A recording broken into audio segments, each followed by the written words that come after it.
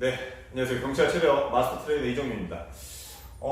벌써 2019년 2차 저희 이제 체력 시험이 시작이 됐는데, 많은 분들께서 어떻게 준비를 해야 되는지, 그리고 과연 2019년 2차 성적 분석 및 흐름, 어떻게 내가 준비를 해야 되고, 흐름이 어떤지, 그리고 어떤 곳에서 어떻게 준비를 해야 하는 것인지에 대해서 제가 설명을 좀 해드리려고 합니다.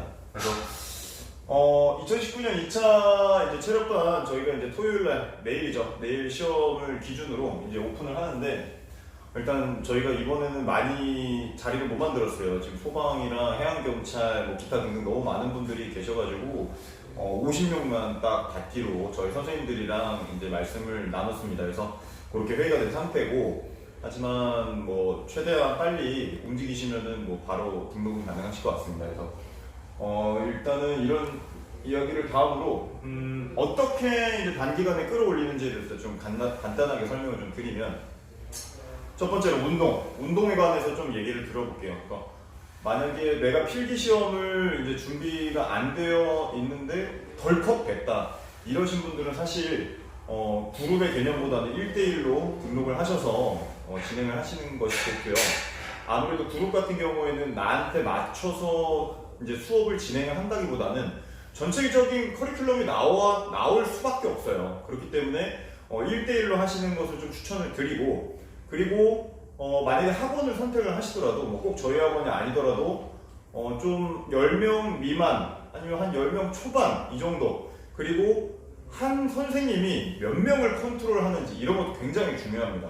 네. 그래서 왜냐면은 이제 선생님들도 너무 많은 학생들을 컨트롤하게 되면 그런 부분에 대해서 좀 지칠 수가 있기 때문에 그런 것들을 좀 조심을 하셔야 되고, 운동은 매일 똑같은 동작을 매일 가르치는 곳이라든지 혹은 본인이 그렇게 준비를 하려고 했다면 절대 조심하셔야 됩니다.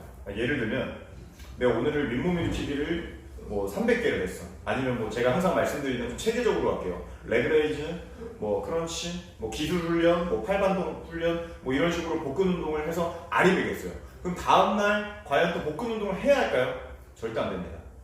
내 근육통이 생기고 난 다음에 다시 그거를 회복을 시키고 운동을 해야지, 절대 그렇게 해서는 안 됩니다. 왜냐면 당연한 겁니다. 그러니까 내 몸이 과부하 상태에서 그걸 더 하게 되면 부상의 위험이 크기 때문에 그런 거를 좀 조심해 주시고, 추천을 드리고 싶은 거는 뭐 월요일 날에는 뭐 팔굽혀 필요한 상체, 뭐 화요일 날에는 하체, 이런 큰 틀만이라도 좀 지켜주시고, 악력은 이틀에 한 번 혹은 3일에 한 번이 좋습니다. 안 된다고 매일 하시면 절대 안 돼요. 저한테 오시는 레슨 받으시는 거의 대부분 망에서 오시는 분들이 악력을 매일 해서 기록이 점점 떨어지시는 분, 자기 얘기 한다고 하시는 분들 많을 거예요. 운동을 하는데 왜 안 올라? 이러신 분들 꼭 이 휴식을 중요시 생각을 해주셔야 됩니다.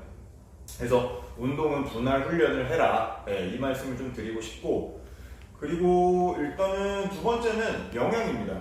영양 같은 경우에는 뭐 막 먹고 잘 먹으면 좋아질 수도 있겠죠. 하지만 저희한테 시간은 이따가 두 번째에서 얘기할 거지만 평균 한 10회, 그러니까 10회차 수업, 뭐 휴식까지 포함하면 12일 정도, 혹은 뭐 많아야 이번에 2주, 3주가 채 안 됩니다. 저번 2019년 1차랑 또 전혀 느낌이 달라요. 그래서 그 흐름을 좀 이따가 분석해 드릴 거지만, 이 영양 같은 경우에는 뭐 내 체중이 좀 많이 나가시는 분들은 다이어트식을 좀 권장을 해드리고요. 어떻게든 한 2주 동안 3kg라도 감량을 하셔야 됩니다. 그리고 단백질 섭취 굉장히 중요하고요. 비타민 섭취, 몸 회복 도와주는 아미노산이라든지 여러 가지 이런 것들을 조금 체계적으로 드셔야지 뭐 그냥 먹던 대로 먹으면 절대 단기간에 늘 수가 없습니다. 그래서 그런 부분이랑 또 휴식 같은 경우에는 이제 잠을 잘 잔다거나, 이제 공부를 안 해도 된다고 해서 뭐 밤늦게 주무시고 늦게 일어나고 이러시면 안 되고, 하루에 한 8시간 정도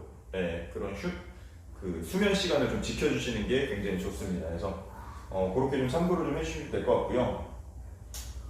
운동 얘기는 제가 그 전에 올려놓은 영상들에도 굉장히 많기 때문에 오늘은 조금 간략하게 하고, 이 분석을 조금 제대로 해드려야 될 것 같아요. 제가 08년, 08년부터 지금 한 11년째 경찰 체력에 대해서 이제 근무를 하고 있는데, 뭐 센서가 도입되고 나서 이제 보통 이번 2019년 1차 굉장히 이상했고요. 평균 2주입니다. 12일에서 한 16일 사이.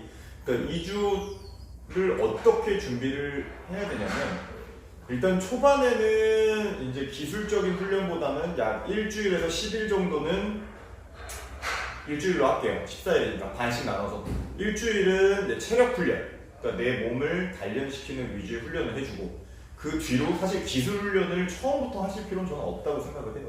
왜냐면 내가 뭐 올라오거나 밀어낼 수 있는, 혹은 빨리 달릴 수 있는 이런 기본적인 체력이 돼야 기술도 받아들이고 이제 수업을 따라갈 수 있는 거지. 이런 것들이 조금 노량진에 뭐 굉장히 많은 체력 학원들에 조금 뭐 잘하시는 곳도 있겠지만, 매일 센서 측정하고 매일 측정만 하는 이런 데는 조금 조심하셔야 됩니다. 이거는 뭐 제 개인적인 의견이긴 하지만 아무튼 그렇게 좀 참고를, 각자 내 몸에 맞는 방법, 뭐 매일 측정하고 매일 하면 좋아질 수도 있는데 단기간에 좀 힘들다라는 거를 좀 제가 그동안에 일을 해온 빅데이터를 통해 말씀을 좀 드립니다. 그래서 일단은 그렇게 반반 나눠서 하시면 좋을 것 같고요. 하지 말라는 건 아닌데 그렇게 많이 나누는 게 좋고, 두 번째는 요거는 제 말이 맞을 겁니다. 분명 이번 1차 때보다 체력 평균 점수 내려옵니다. 문 닫고 들어가는 시점 37.5입니다.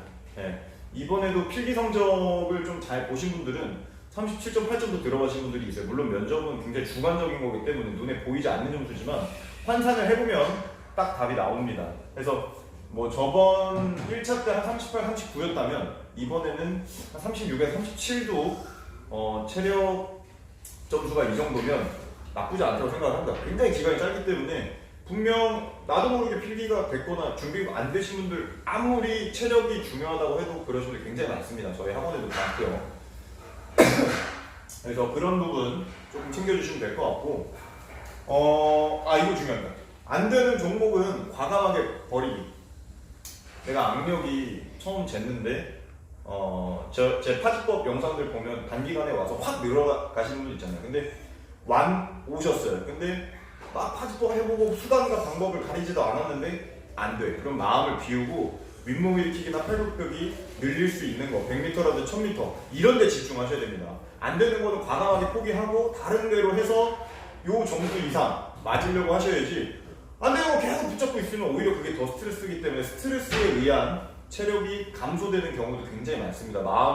제가 봤을 때 체력 단기간에 잘 오르시는 분들은 긍정적인 분들이 굉장히 잘 오르십니다. 그래서 얼마 전에 제가 올렸던 단기간에 한 18점 정도 올르셨던 그분도 굉장히 긍정적이셨어요. 뭐 선생님 괜찮아요, 잘 될 거예요 이랬지 막 너무 자책하고 자기 자신을 깎아내리고 이러시면 안 됩니다. 그거 마음, 심적인 컨트롤까지 굉장히 중요하다는 거를 말씀드리고요. 그러면은 일단 마지막으로 어떤 곳에서 어떻게 준비를 해야 하나, 이게 뭐 전혀 감이 없으신 분들이 많으실 것 같아요. 그래서 좀 간략하게 좀 정리를 했다. 아까도 말씀드렸지만 내 윗몸이나 팔굽의 개수가 30개 미만이면 그룹보다 1대1을 추천합니다. 사실 30개 때도 위험하지만 요거는 사실 이렇게 하는 데가 잘 없죠. 이 경찰 공무원을 전문으로 해서 저희처럼 이렇게 강사진을 여러 명 데리고 있는 곳이 잘 없고, 보통 최대 입시학원에서 이제 겸사겸사 많이 해서 강사님들도 많이 없고, 그래서 1대1이라는 게 잘 없지만 사실은 뭐 제가 생각하기에는 1대1이 도움이 많이 된다고 생각합니다. 단기간에는 뭐 당연한 거죠. 공부뿐만 아니라 공부도 마찬가지고 모든 것이 이렇게 나한테 맞춰서 신경을 쏟아주는 그런 곳에서 운동을 하시는 것이 굉장히 중요하고요.